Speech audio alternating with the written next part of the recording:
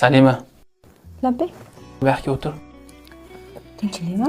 Boya to'yda domla amri ma'ruf qiluvdilar. Mahar masalasi bo'yicha domla shunaqa gaplarni gapirdi, men hayron qoldim. Mahar bu qarz ekan. Ertaga erkak kishi jannatga kirolmay qolishi uchun sababchi bo'lishi ham mumkin ekan. Mahar bu ayolning haqqi. Uni ado etinglar, beringlar dedi domla.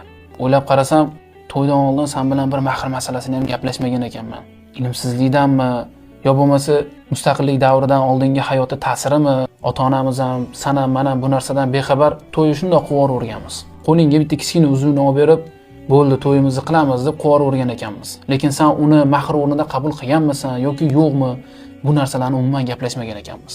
Mahar ayol kishi o'zini eriga tan mahramlikka bag'ishlagani uchun erkak kishini ayolini oldidagi ado etilish kerak bo'lgan haqlardan biri hisoblanar ekan. Onasi, nima xohlaysan Maharga? Nima olib bering? Siz bizani suyangan tog'imizsiz. Oilamiz uchun qilayotganlaringiz, halol peshona teringiz bilan bizani boqayotganlaringiz o'zi katta gap. Ayniqsa hozirgi ko'p erkaklar o'zini vazifasini unutgan bir paytda sizni qilayotganlaringiz tahsinga loyiq. Menga shuncha narsalar olib bergansiz, shuncha narsalar qilib bergansiz. Kerak emas menga mahar. Onasi, unaqa dema. Men erkak kishiman. Mahar bu ayolning haqqi.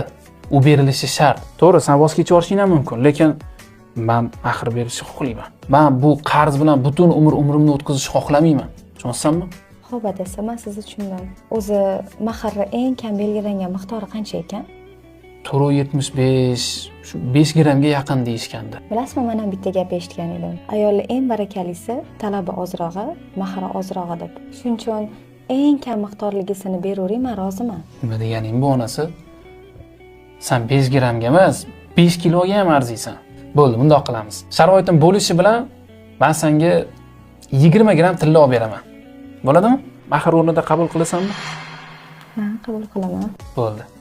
20 gram tilla meni bo'ynimdagi qarz deb hisoblaymiz. Rahmat dadasi sizga. Oxiratingizni o'ylab, men bilan shu narsalarni gaplashib olganingiz uchun. Sizni o'rningizda hamma erkaklar ham bunaqa ish qilmagan bo'lardi.